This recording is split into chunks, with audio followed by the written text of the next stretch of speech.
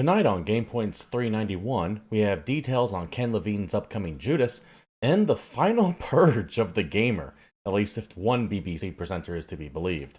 But first, I want everyone here to know this is an audience interactive podcast, so I want to know what all of you think watching out there.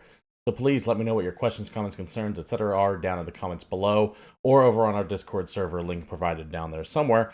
I want to be able to get the opinions of all sides on these topics. Just try to keep them germane to the topics on hand and civil if you can. Let's go ahead and jump into the very first topic that we got going on tonight. Over at IGN, we have an interview here between Ken Levine from Ghost Story Games, you know, that developer of awesome things like BioShock, BioShock Infinite, System Shock 2, etc., and his upcoming Judas. He spoke with both Ryan McCaffrey of IGN and Jeff Keighley of, well, the Keighleys, the Game Awards, and we have a little bit of the curtain peeled back on it. Fair warning, there are going to be some early game story spoilers here.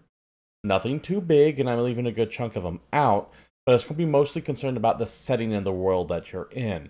Something tells me all this is stuff that's going to get revealed in whatever an inevitable new trailer is going to drop. But if you want to go in completely blind, I totally understand, but also, why would you have clicked this show to begin with?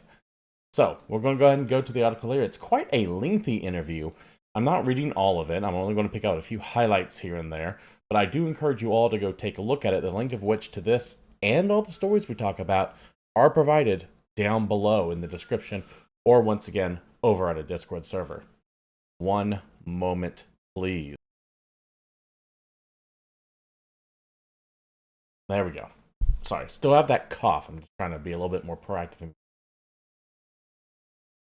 So, once again, I'm not going to read this entire article, just a few headlights until here and there to give you an idea of what the setting is. Until now, we knew nothing about the game itself. But Levine invited Ryan McCaffrey and the Game Award creator Jeff Keighley to the Ghost Story Games in Boston, where we spent 6 hours playing a recent build of Judas, followed by a lengthy conversation with a renowned game designer to discuss the long wait since BioShock Infinite, bringing the narrative Legos concept to life in Judas, what the game is all about, and much more. So, what is the game going to be about itself? Well, Judas is going to be a first-person narrative-driven shooter that, from a moment-to-moment gameplay perspective, will feel familiar to BioShock fans. You have a gun in your right hand and various organic powers on your left. This has been standard since the very first BioShock. You have your pistol, rifle, shotgun, what have you here, and then you have your flamethrower, electricity, shoot bees out, make people fall in love with you here. Something tells me that if you like that style of combat, you're going to be right at home here. So, where's the setting? Well, it's not Rapture, it's not Columbia, it's someplace brand new. Story-wise, you play as Judas, a young woman aboard the Mayflower, a city-side spaceship on a multi-generational mission to save humanity by transporting what's left of it from Earth to a new planet called Proxima Centauri. Generation ship, the concept of which is, say you launch a ship from here to the nearest star, in this case Proxima Centauri. It's going to take thousands of years to get there. No one's alive is going to be able to see it. So you put a bunch of couples together and tell them to have kids. And then their kids are going to run the ship. And then their kids are going to run the ship. And then their kids are going to run the ship. And maybe after a couple dozen generations or so, your great grandchildren might finally set foot on a planet. That's what a generational ship is. The story to Judas is going to be taking place on one of those. You start the game as having been reprinted, yes, meaning that you are dead, where you'll wake up and begin interacting with the holographic projections of the 3 leaders who run the ship. Tom, the ship's head of security who wants to protect all of humanity by ensuring that the Mayflower's original mission stays on course.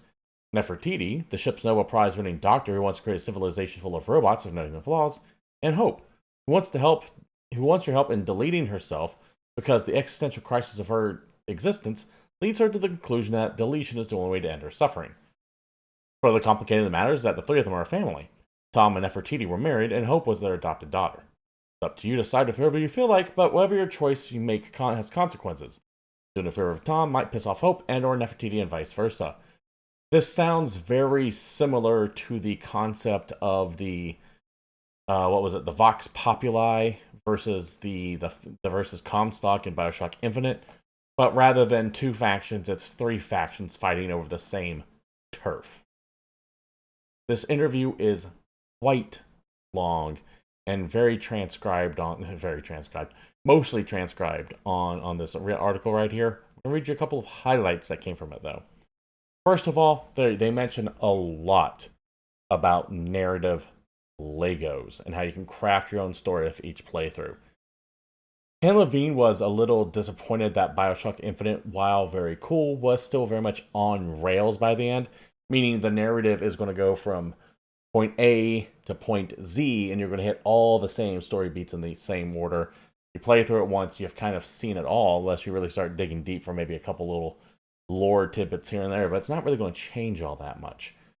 Judas is him trying to break that gameplay style. And the idea of it is that every time you start a new game, yes, Judas will have some roguelite aspects to it, it seems. Every time you start a new game, there'll be different narrative bits popping in here and there to kind of guide you along. How much of that Lego narrative Legos concept is, well, to be blunt, bullshit, remains to be seen. I have a hard time believing, and this is coming from a man who absolutely loves Levine's work. System Shock 2 is my favorite game of all time. I have a hard time believing in what he is promising here, because we've kind of been promised that before. Especially given how small of a team Ghost Story is. Now, admittedly, they've been working on this game for the better part of a decade at this point. One second, let me cough again. But will they actually pull it off?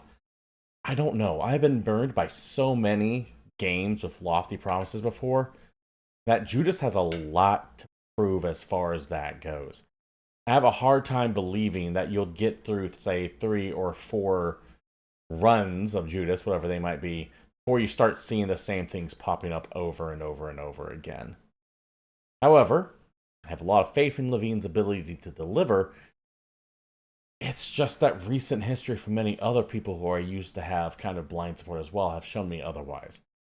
So I keep hearing that term narrative Legos, and it really does kind of rub me just a little the wrong way. It really does feel like a marketing buzzword, but we'll see. This falls in the category of I will believe it when I see it. But I am willing to be cautiously optimistic about it. So, in Judas, you're born on this colony ship. So you're not one of the first people that were born on it when you left. You were born into this environment by 5th, 6th, 7th generation. You really don't know when. It was kind of vague on that. And you're going from a dying Earth to Proxima Centauri, which is a generational journey, a multi-generational journey. You're born on a ship and into that society. And you're going to play as a person. Let's do a direct quote here. You fall into the shoes of this person who's completely central to the story, and actually the person who caused the events to cause the collapse of the ship. Which is radically different than, say, BioShock Infinite or BioShock itself, where you're just some random son of a bitch that shows up and the place is already collapsed. Another hint why they call you Judas is probably because you are the one that caused everything to go straight to hell, it seems. Kind of fascinating. In fact, the tagline for Judas for a while, I don't know if it still is, was fix what you broke. So whatever happened on this ship is a direct result of the player character's actions, Judas's action. So it's going to give you a little bit more agency in the world as far as that goes. You have a little bit more responsibility, I guess. Now, the goal of the game itself. To the article once again. When you start a game, you know you died. You actually learned that right away. So you're being printed back from the dead. Sounds like a version of 3D printing.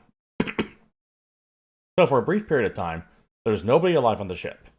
And then part of the journey is discovering what happened to you because you're missing some of this. But most of your experience, most of your memories, these characters you're interacting with the big three, you have a long and detailed history with them and a very contentious history with them. But you've also been coming back and you need to get off the ship. As I said, it's a ship and it's a sinking ship story.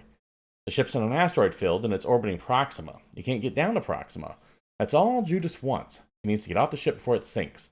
And the ship is actually dynamically sinking through the course of the game based upon these asteroid fields that you have to deal with as you explore the surface of the ship, and the ship getting more damaged and more dangerous over time. Every time you die, you reprint it. That is where the roguelikeness of the game seems to come from. You might be working against an overall clock, but it seems that the game will kind of just reset every time you die. There are parts of the articles that hint that you will be able to change the way the ship operates every time after you die and retain some things. Thus, the rogue-likeness of it. We'll get into more of that in a second. Important to many of Levine's games, though, are the actual environment itself. Rapture and Columbia are as much as the character as Elizabeth or Booker or the Would You Kindly kid whose name I can't remember right now, or even Shodan from System Shock with the Van Buren rather, and the Rickenbacker. The environment was always been a key player in the Levine's games, and the Mayflower itself has its own personality too. Back to the article. It's a colony ship that had to carry a massive population, so it's effectively a city. And unlike Rapture or Columbia, it's not just a city where you're sort of feeling the fake stuff in the distance. When you look out windows and you actually see different districts out the window, you can actually traverse the surface of the ship. Those are all real, and those are places you can go to. I wouldn't say it's an open world game in the sense that you don't get a 3D vehicle to drive around in. So, what they're alluding to is BioShock Infinite did this a lot, actually. You would be on one of those floating platforms in Columbia and see many other floating platforms nearby you, mostly just empty skybox and window dressing. They were just there to look pretty. In Judas, everything you see seems to be something that you can actually interact with sooner or later. We kind of have that now. That's not that revolutionary. That seems to be one of those things that when the game is being developed over 10 years might have seemed revolutionary at first. But we're at the point now where if you can see it, you can get to it idea is just something that you can do. Breath of the Wild, Tears of the Kingdom are perfect examples of that. Where if you can see it, you can get to it. That said, it is nice to know that the entirety of the ship is likely going to be explorable. Levine once again says it's not really an open world because you're not going to be riding around and exploring every single hidden cave or anything on that ship. But it makes it sounds like it's going to make it feel more lived in. More like an actual place, which is important to Levine's games. Once again, Rapture, Columbia, the Van Buren, and the Rickenbacker. It's either the Van Buren or Van Braun from System Shock 2. These are as memorable places, despite the fact that I can't remember the Van Buren or Van Braun. They're as memorable as any character in them.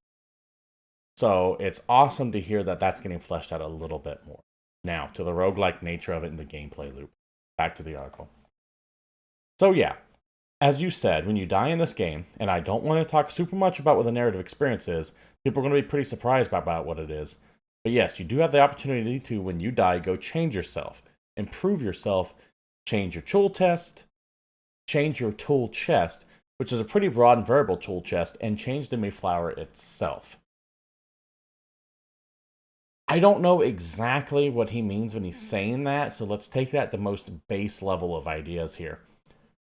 When you die, you can keep skills maybe, rotate certain things out, maybe a little bit stronger for the next run, more life at the cost of speed, add in permanent abilities or upgrades.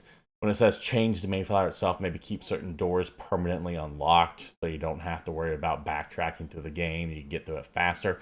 I get the feeling, this is just me throwing things against the wall right now, I get the feeling you're going to be kind of on a hard timer.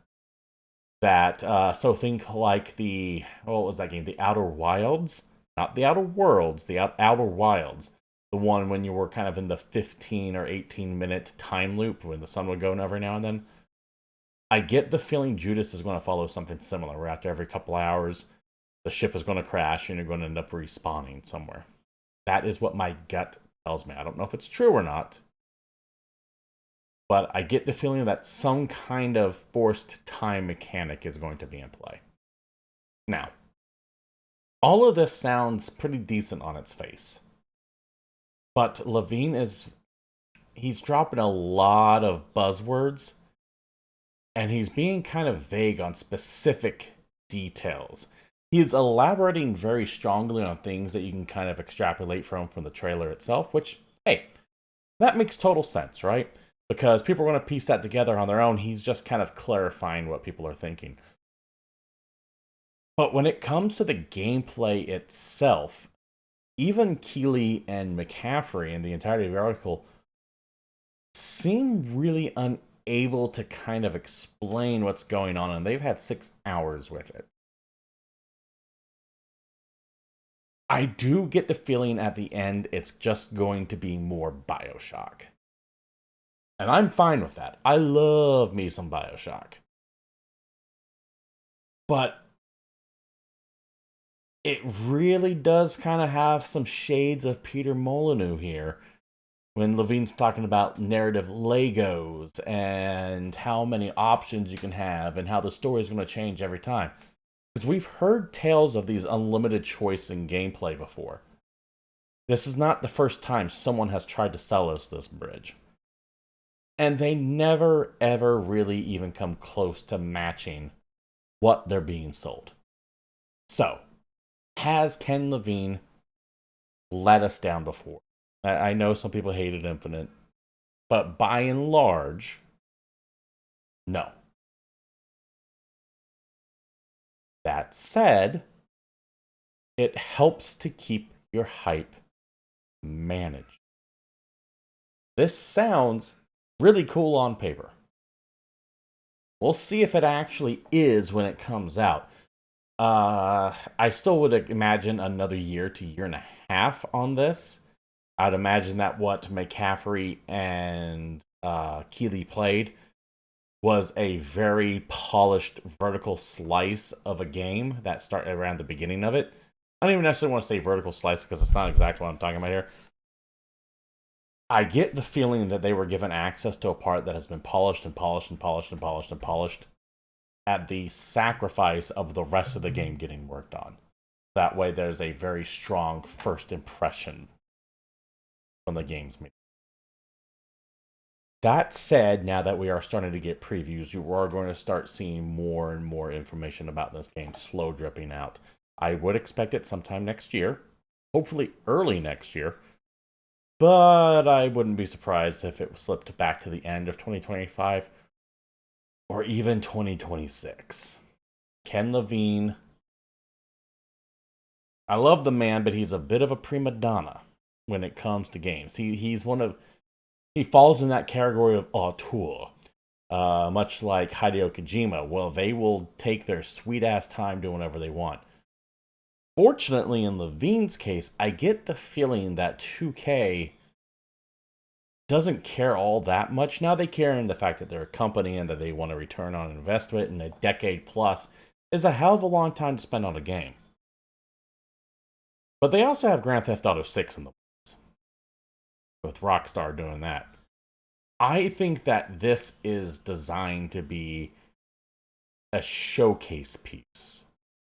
Something like how Sony has with The Last of Us. Not to say The Last of Us didn't sell well, it did very, very strongly. But 2K wants a feather in their cap. That isn't just Grand Theft Auto or Red Dead Redemption. I get the feeling that the people at that company specifically love to have the equivalent of Oscar bait on their portfolio.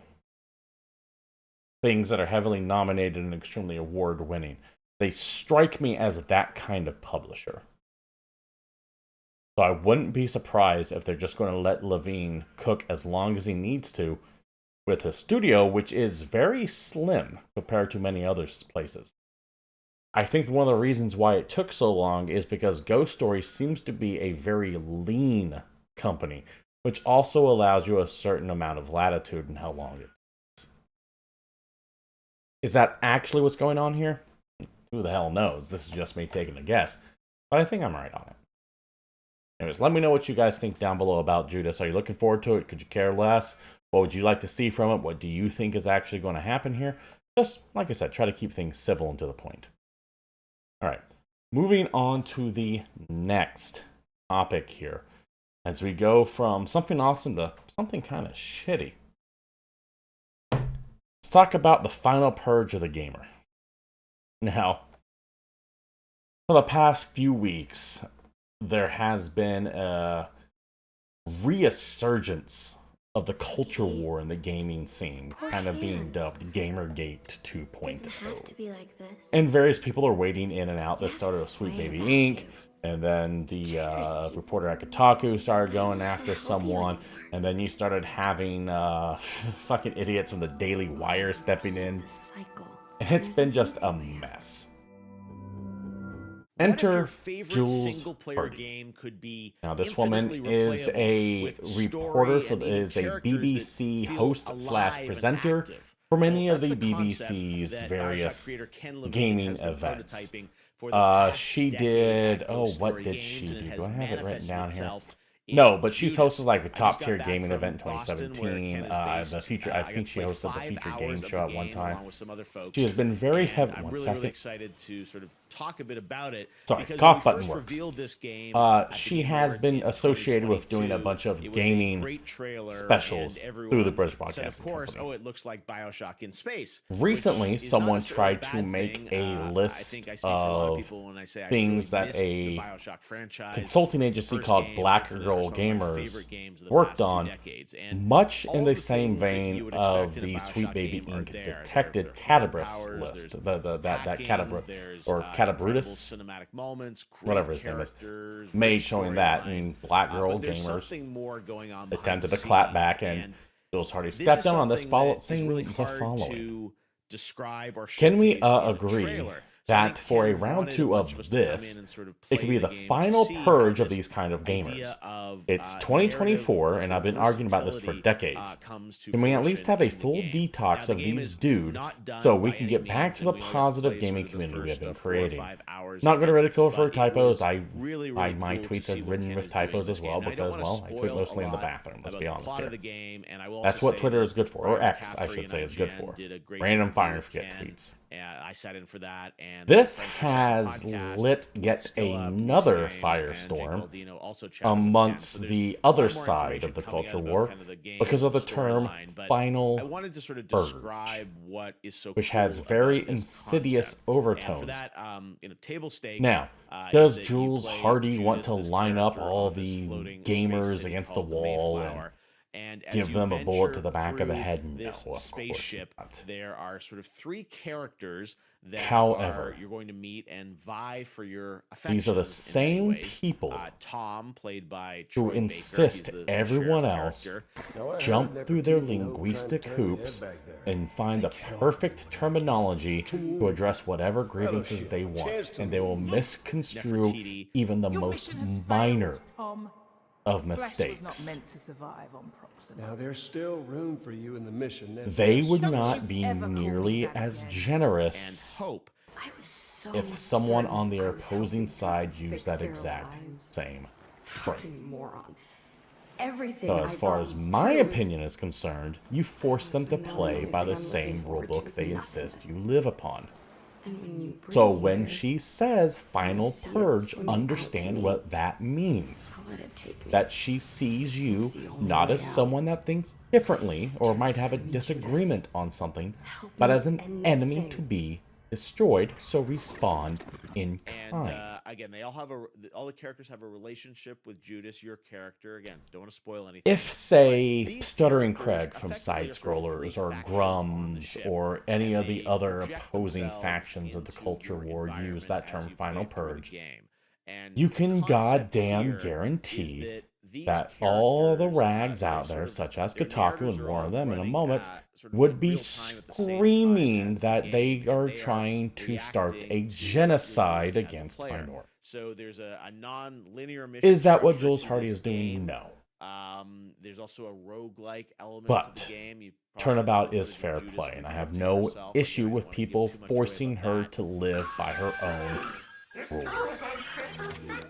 My biggest issue with this tweet is that she literally did the "it's 2024 current year" meme is that these a meme that is characters, played out. their Buy new storylines material. are You're not fucking John alive, Oliver. and kind of like the Nemesis Please, system I in, beg you, Shadow Mordor watch came a up about, different I don't know, talk 7 or 8 show years ago. than that These bastard. characters remember and react to what you're doing as a player. So, for example, as you're playing through this game, This is you'll have also different missions that not going each to go away character will anytime. kind of This is going to take you escalate. on There is or blood ask in the you to water. go on.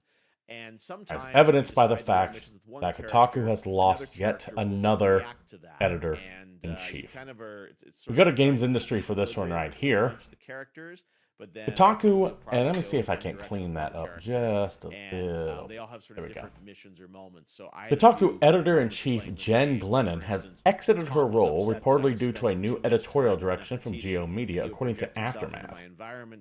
Per Glennon's letter of resignation, the parent company, Geo Media, mandated that the game's publication focus on game guides and deprioritize news. Nefertiti might show up in your level. And Keep say on going something, before I or comment even on that. sabotage. I firmly the health believe station that the where decision to Levine invert at that level. Kotaku's editorial strategy to deprioritize news in favor of guides is fundamentally misguided, given the current infrastructure of the site, Glennon said in a letter. And these three This decision is characters directly are contradicted by months of interacting traffic with data each other and shows an with astonishing you disregard in for the this livelihoods of the really remaining interesting, writers and editors who work here. matchmaking According to a source between familiar all with the these matter, different Kotaku sort staff of is expected to narrative create variables that can happen in the 50 game. guides Ken in has done total some a amazing week. games in his career, and Aftermath of notes course, that the site's BioShock landing had page branching area, narratives space typically home for that major then stories and breaking news, changed based on, has been replaced by tips you and know, guides. you, harvested the little Glennon was stuff hired back in you got. October of 2023, and with her exit, This is Kotaku not lost just a another straight editor-in-chief choose in your under own a adventure year. game.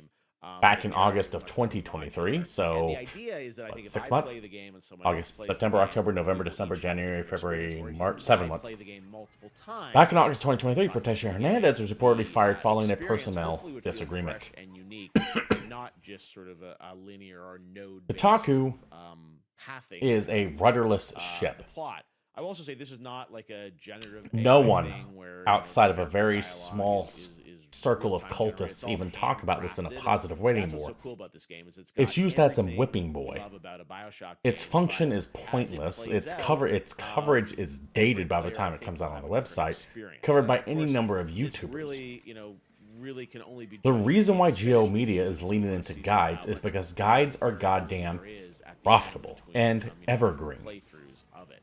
But IGN, the really biggest cool gaming website in the concept, world, and I'm makes big a fan of vast single player share games. of Very its excited money by through Ken and its the team wikis. trying to push the medium forward.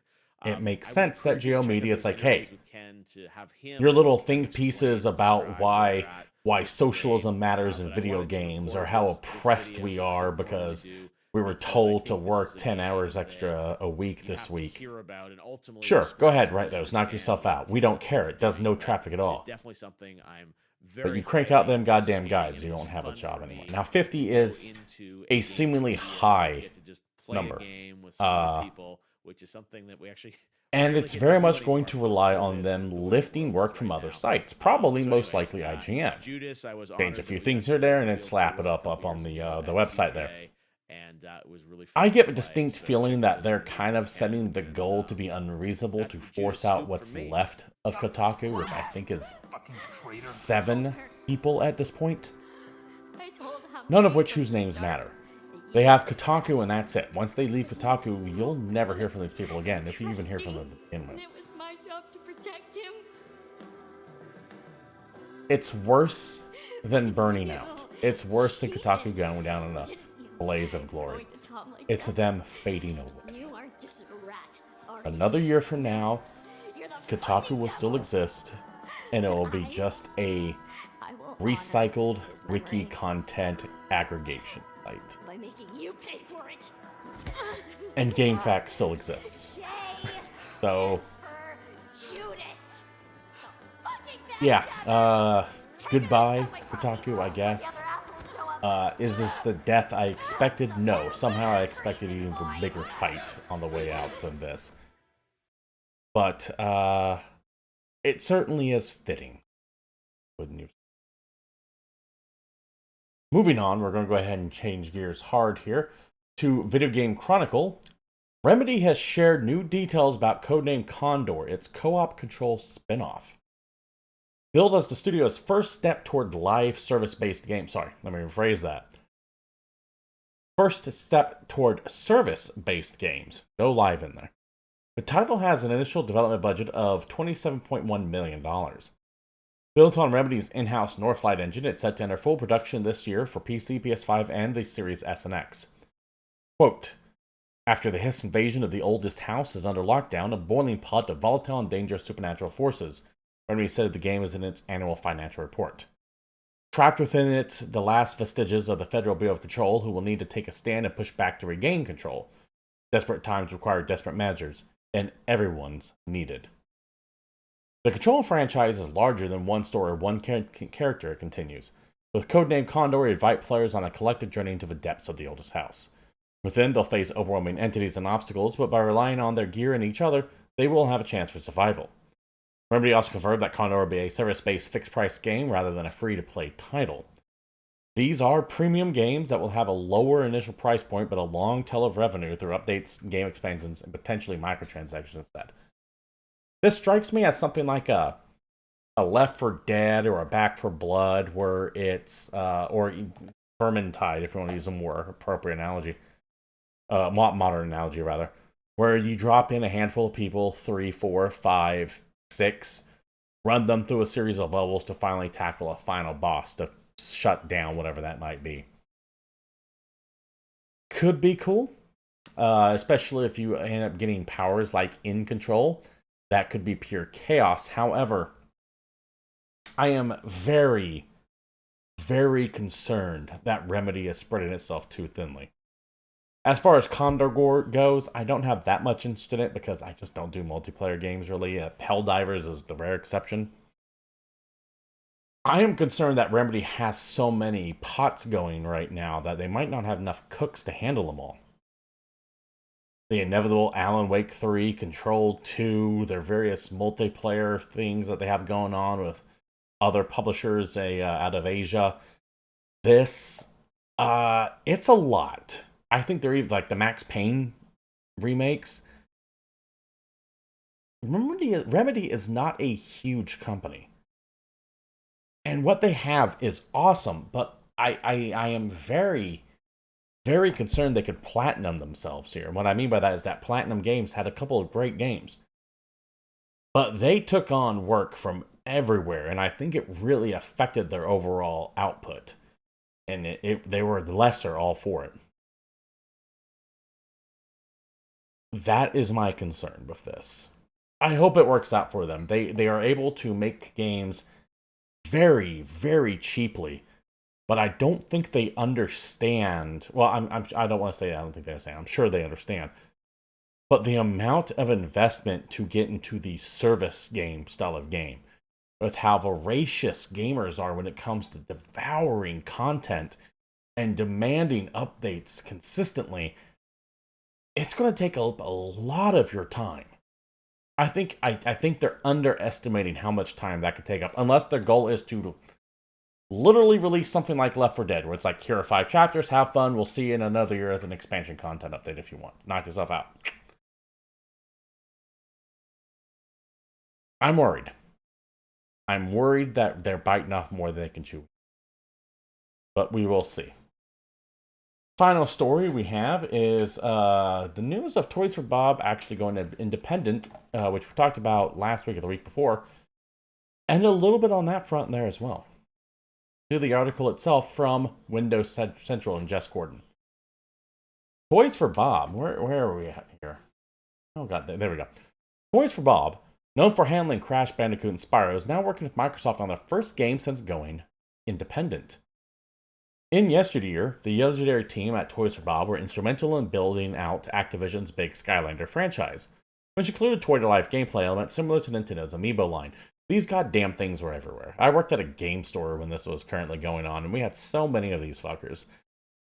And then, just like that, everyone stopped caring. It was wild. Players could buy small figures of NFC chips baked in, and then place those characters of the Skylander video game via USB peripheral portal. Sorry, I got the hiccups. Toys for Bob were also involved in various previous Crash Bandicoot titles, as well as producing the 4th installment, Crash Bandicoot 4, It's About Time. However, in recent years during the COVID-19 pandemic especially, Toys for Bob are increasingly leaned on by Activision to support the monolithic Call of Duty effort, working as a support studio on various entries in the series. That is what really soured the relationship with Activision, because they got tired of being forced to work on shit no one actually wanted to work on, namely Call of Duty, because Activision's sole moneymaker, it seems, was Call of Duty. Sources have indicated to me previously, Jess Gordon, that Toys for Bob culture didn't get along well with Activision's often restrictive corporate mandates, and they were excited for the opportunity to spin out as an independent agreement with Microsoft. When they initially spun out, they released a statement indicating they were confident they would work with Activision and Xbox in the future, and that they were exploring a possible partnership. It now seems to have bared fruit. In other words, they were tired of working on goddamn Call of Duty. They were hoping that the merger of Xbox will let them regain some independence to work on whatever they want, becoming kind of a second party, it seems, to Xbox rather than under direct control from them. And this wouldn't be the first time Xbox has done that. They have done that with another studio whose name escapes me at the moment. Sorry, bad host. I should have looked that up. But this is the first time they've done something like that. During a recent town meeting, described to us by sources familiar with the event, a staffer asked the panelists about Toys for Bob, given that they're now going independent, separate from Microsoft and Activision. Toys for Bob's leadership was adamant about keeping the team together, and also about returning to the style of game the style of game the studio is known for. Matt Booty, Twisted Pixel, that's the name of that company. Matt Booty, now leading Xbox game content division, reportedly said that an agreement had been reached between Xbox and Toys for Bob for their first game as an independent studio. However, he stopped short of describing exactly what it will be, although he did say something along the lines of, and I'm paraphrasing, it will be similar to games Toys for Bob has made in the past. Toys for Bob, on their part, have been kind of teasing they might be making Spyro 5. In the very vague terms. I think they said something along the lines of, like, keep your horns on, alluding to the Spyro. That's horns. This is awesome. And this is also a story we're going to end with, because for once in a very long time, I have no layoffs to talk about. Okay, not necessarily true. There were 3 layoffs that happened at IGN, and the IGN union is up in arms about it. But all that really shows is that the IGN Creators Guild is as toothless as I always said it was going to be. But that is not something that we're going to get in touch here. I want to end a positive note. Toys for Bob has successfully spun off. They get to make what they want to now. Microsoft's going to take a little bit of a cut to publish it, but hopefully they can make enough to stay afloat and maybe line their pockets of a little bit of dosh. Now, not a juggernaut worth of money, not a cement trucks backing up to fill in a pool full of $100 bills kind of money probably, but hopefully enough to keep families fed, keep a roof over your head, maybe have a little bit of beer monies in here and there, and do what you're actually passionate about. Now, that's not to say I don't wish grand success upon Toys for Bob. I do. But in this industry of rampant growth, finally meeting the reality that it's not 2020 and people are actually going outside now, and games are naturally going to not sell as much as they did back then, it is nice to see a studio being able to break away and hopefully survive as an independent entity rather than just getting shut down. So congratulations, Toys for Bob, on your newfound freedom. That does mean a lot of responsibility now falls on you and directly upon you, which is scary in its own right. But I think you'll find the freedom to make whatever you want to be exhilarating. Hopefully, you're able to stick around long enough to make something good and that people enjoy it. And that leads to a second, third, and fourth game and beyond as a strong, independent studio. And that, ladies and gentlemen, I believe does it for the show. This has been GamePoints episode 391, and thank you all for showing up. We do stream this live every Tuesday at 8 p.m. Pacific Standard Time, right here at twitch.tv/GamePoints. Can't watch us live, however, I understand. You can catch us over at any myriad of video hosting platforms, YouTube, Rumble, BitChute, etc. You can follow me on X over at CapitalistPig21. You can join our Discord server, link provided down below. And I'm also here throughout the week streaming random games. Currently making my way through Classified 44 at the moment. World War II... I'm loath to call it an XCOM style strategy game, but you know exactly what I mean when I say that. So that kind of game. Really digging it so far, even though if it's a little rough around the edge.